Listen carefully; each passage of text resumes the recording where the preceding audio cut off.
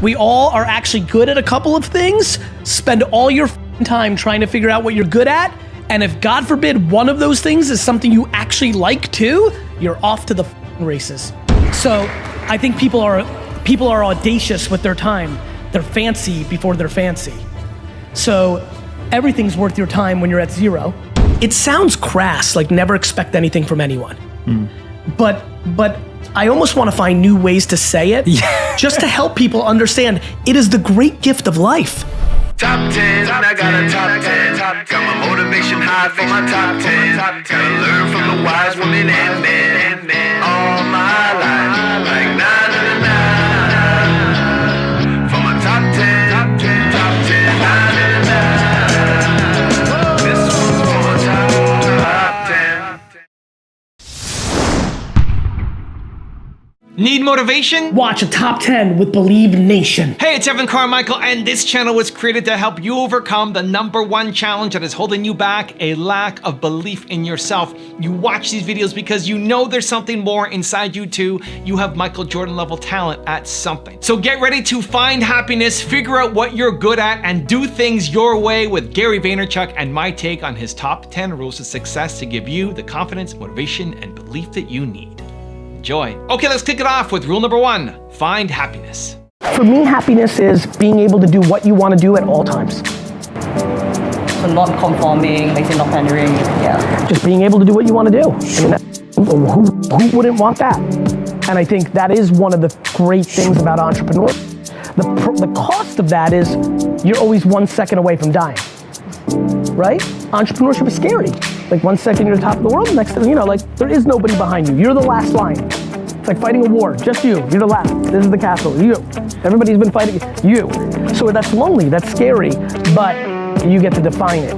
You get to tell what where they positioned and how they should fight it. And so I love that feeling. I love being in that place.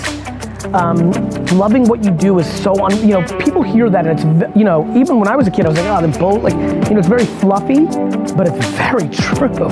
Like being happy in what you do, and whether that's making $45,000 a year or $4 million a year, if you really love it and you're really doing what you want to be doing, that's a very, very good place to be. You're just going to be happy. Rule #2, figure out what you're good at. We all are actually good at a couple of things. Spend all your time trying to figure out what you're good at. And if God forbid one of those things is something you actually like too, you're off to the races. Yeah. And in 2019, when you can make a podcast or an Instagram account or a Shopify store around Dragon Ball Z and make $73,000 a year doing that, that's real. What I just said is real. That's crazy. That if you go pod committed, you have a job that you don't like, paying college debt that you're pissed about, but instead of coming home and having a beer and watching Netflix and playing Fortnite to escape, I get it. You want to escape, I get it. What I'm saying is just take a step back. Listen to me for a second. Come home and start building your Dragon Ball Z eBay account by buying shit on Craigslist and flipping it. Start a podcast and go Dragon Ball Z episode 1. Here we are. Start an Instagram account around Dragon Ball Z. Build. If you did that around somewhere 12 years ago, loved Black Panther. Somebody did. It was a rare comic book. It wasn't the biggest of the world, but somebody loved it. But they didn't think that they could build a business about Black Panther. What they didn't know was 10 years later, Black Panther was going to be made a feature film that was going to completely penetrate culture. If she or he had a podcast and an Instagram account that really was the nichiest of niche Black Panther fans, which made no sense 10 years ago, but it had its 43,000 people that with Black Panther. When that movie came out and had that huge marketing budget, that would have gotten $50,000 to market the out of that movie on his Instagram, Snapchat, Facebook, Twitter, podcast, blog. And that same person right now is still sitting in their cubicle making $79,000 a year, hating life. I'm fascinated by that. Rule #3, do things your way. I'm wondering, for many people graduating, moving to new cities, what sort of advice do you have for building your community and the right people around you? Being self-aware. Like if you're an extrovert, it's a layup. Like just go outside and say what's up. But if you're introverted, put in real work to create safe places to meet people, spend a lot of time networking with people that you feel safe with, finding people to introduce you to in those markets. I really think all of this is one big game of self-awareness, and if you're introverted your whole life, at 22 moving to a new city is not when you miraculously become a social butterfly. So you need to lean into who you are, and what you can do is spend a lot of time doing homework of people that you knew from a year older than you that are in that town, or a friend that has a cousin in that town, and feel comfortable in your process. But the ROI is always people. So meet as many people as possible in that new place, but do it your way, not my way or the way that it's supposed to do. Do it your way. Rule number 4, redefine success. You should always be doing what you want. And even if nobody responds to it, like you should just... You don't know yet. Not at first. Like, to your point, if you do something for a year and a half and nobody gives a now you're delusional. Yeah. But notice that I'm giving you an answer based on where you're at now. If you don't have a podcast yet, you should start with what you love. Because the only way you're gonna do something hard enough is if you love it. You know? So you start with something you love, you do it for a year, you feel it out, and you know, if you're now into year 2 and nobody still is, now it's, you know, people always, the hardest question to ask is when should you double down on staying the course and persevering, or when should you bail and shut it down? You never really, like I can never answer that question. There's too much I need to know to answer that question, but in the beginning point, it's very easy for me to answer. Do something you love, because if you're doing something you think will do well, you're now already in a place where it's gonna be hard for you to make the content. You're not passionate about it. You got so many other you're gonna choose what else is better or easier. Like, you know, it's hard to get going around something you don't feel great about. You're just doing it for what? For the listens? For the subscribes? For what? I mean, I'm so passionately trying to get people to realize happy is better than money. I'm passionate about this. I'm passionate about this. It's a very important conversation that we have to. If we wanna really, really, really change, we have to redefine what success looks like. It is just not how many subscribers you have. It is not how much money you make. It's just not. Also, if you want to have more motivation, self-love, and confidence, check out my 254 series. They're free. The link to join are in the description below. My ability to only be comfortable in massive chaos has been my biggest asset as an entrepreneur. Like, I would never take a note. Like, that scares the piss out of me what these 3 people are doing right now. In a success world, please understand that success is happiness, not net dollars in. I really think mindset is everything, and so you've got to really decide, are you going to be positive about things or negative about things? Rule number 5, know what you're looking for. I'm obsessed with perspective. Like, I genuinely believe you find what you're looking for. If you are looking for bad right now, it's a piece of cake. If you're looking for good right now, it's a piece of cake. I'm just asking you, what the fuck are you looking for? Like, please, it's just a very simple question. Like, and by the way, I hate, in a lot of ways, I hate the way I talk because it's super simple. And I'm sitting right now thinking about the kid who's listening to this, and she or he is in her room right now, earpods in, listening to this, and they're miserable because their dad's an alcoholic or their mom's this, or like real shit, you know, like tough stuff. And they're like, ugh, it's so, like, fuck you. It's not that simple, yet it is. Like, you know, one thing I don't do well is talk about my problems, which manifests in many ways. It manifests in being taken for granted in my real life and in my collective life, my outward life. And I got problems. I got lots of problems, real ones. I grew up with lots of this stuff, like lots and lots of stuff. I just am not capable of going into it. Like, I don't get going. Like, I can't get there. And so one of the things that I try to remind kids, I'm like, take me out of the equation. Like, don't even use me when I'm saying these things for you. If you know of one person that has ever gotten to a happy place that dealt with your circumstance, there is a blueprint. The end. There have been people, Night Train Lane, legendary football player, was thrown in a dumpster the second he was born. Went on to be one of the great football players of all time, dated every actress in the game, was Red Fox's bodyguard, iconic gentleman. Dumpster. Like There's all sorts of circumstances. Yep. Rule number 6, don't overvalue your time. How do you know when a business opportunity or venture is worth your time? And when do you say no when so many people would say yes in that situation? I think too many people overvalue their time when their time is worth nothing. So, this is my favorite one. Like, I love when people are like, yo, is this worth my time? I'm like, well, and it's in a business context. I'm like, well, how much money is your business making? They're like, yo, I don't have one yet. I'm like, well, your time is worth 0.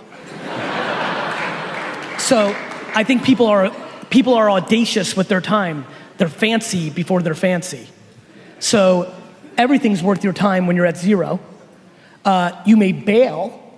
I'm a big believer of I'm in yes culture. My whole game is yes, comma.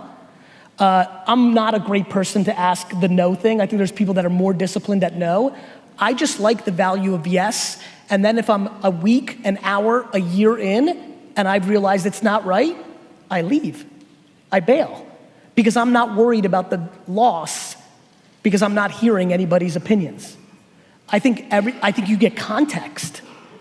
You know, the reason I like starting up and stopping businesses is because I like the context. Like right now, I'm super hot on this thesis that sports trading cards are about to explode again. So I'm spending an ungodly amount of, I spent 4.5 hours looking at qualitative data and quant data on eBay around Giannis rookie cards from Prism graded PSA 10. 4.5 hours. I don't have like 3 minutes for people that are running like $10 million businesses for me. So I like saying yes because I know I'm learning things, and then if I decide it's not worth it, I'll bounce. So a couple things I would tell you is, one, we need less audacity, right? And we need more tasting. And so, and I know when it's time to say no after I've said yes and realized after tasting it, it's no. You know how many people hate oysters but have never had one? That's how I think about that question.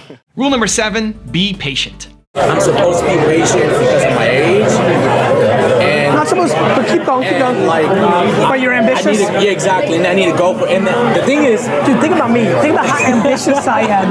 I know. And I push patience. Like the balance of ambition and patience is everything. Yeah. But the part that you're not struggling with ambition. Right. You're struggling with patience. Yeah. And the reason why I say that is because that's exactly what happened. So I started on the. I want to buy a multi-billion-dollar sports franchise. I get it. Ambition's not my problem. I get it. My strength is patience. Yeah. Your problem isn't your ambition. How do I balance ambition and patience? Easy. Lean into patience. Because ambition's easy. Rule number 8, put things in perspective. I struggled when I was a kid because I hated school. But since I've been a grown-up, not really. And I'll tell you why. Anytime I start getting sad, I get sad like anybody else, I immediately put things in perspective. Put things in perspective. And here's what I do, like context. Like just because this business thing, or just because these people said this thing about me, what would happen if my mom died today? Rule number 9, have no expectations. I am stunned by how almost binary my judgment is completely predicated on intent. Mm-hmm. If I believe your intent was to be there for me, but your actions were not that you were consistent, I'm completely unbothered, and I don't know what that means, but I'm super grateful that I have it. Yeah, but that's an art and a skill that you have. And I'd like to think I have the same, where I'm able to do that too. I'm able to let go. What is the concept of not having expectations from your perspective? Because I would tell you that may be my great superpower. Yeah. You know, somebody said to me, Tom Bellew on my podcast said to me, Gary, your superpower is your ability not to judge yourself. And I've been saying it a lot. And then literally on a flight this week, I was like, right, because I don't judge others. Yes.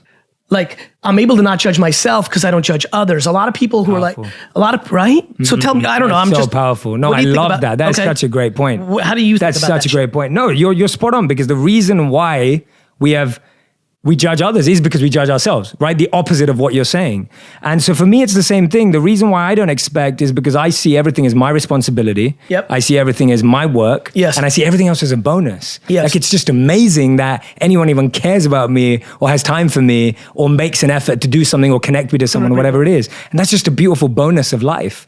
But I've got to be in charge of it. And I think that just came from many years of having expectations.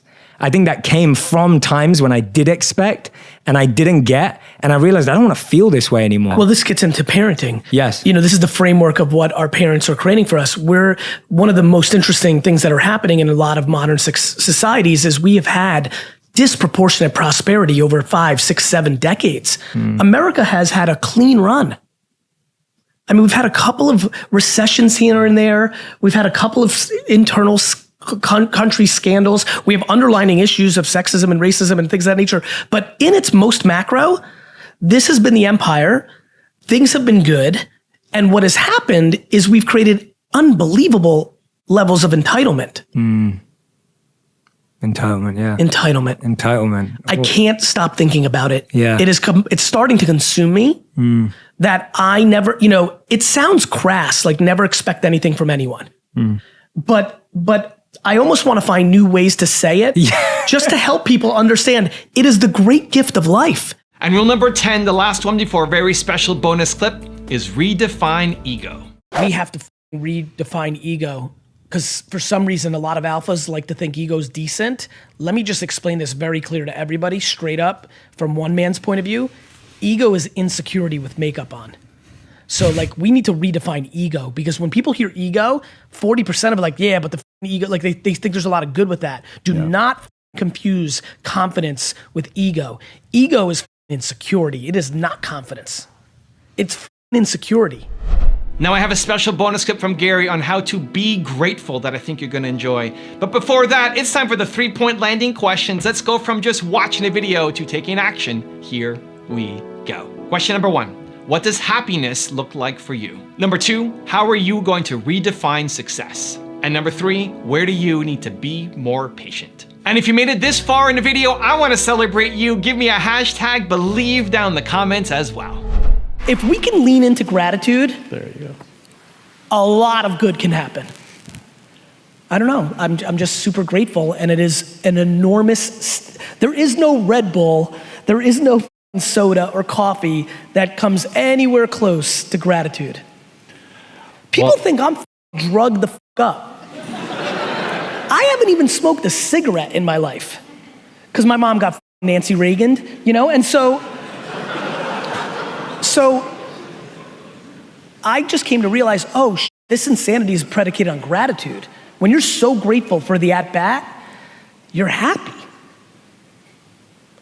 But people dwell about dumb shit. Yeah, the small stuff is so small. And people are like mad when they get the wrong milk. Like seriously, I go to Starbucks, you know, I travel a lot, you go to Starbucks and like, I asked for almond milk. I'm like, this bought a $7 coffee. Like, it's crazy. The fuck is the matter with people? Evan, thank you so much for having a couple seconds and being able to tell the Believe Nation a little bit about Empathy Wines. It means a lot to me that you would take this valuable real estate and time on your channel to give me some love. It means a lot. It's just good karma points, and so you're awesome. Thank you. Believe Nation, if you're into wine at all, go to empathywines.com. My whole career's work was poured into producing a wine that rivaled $40 to $60 wine for $20 a bottle. I'm just super excited about this subscription-based wine business. You can order 3, 6, or 12 bottles in subscription form, rosé, white, red. If you search on Instagram or Twitter, you will be blown away. People are literally like, I don't even like Gary Vee, but the wine's good. Super proud of the effort. Thanks, Evan, for the time. Wishing you guys all happy and healthy.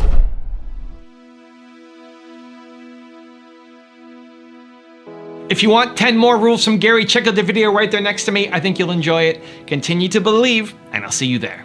The quicker you get comfortable with judgment of others, the more likely you'll be successful long term. Getting knocked down and then having the adversity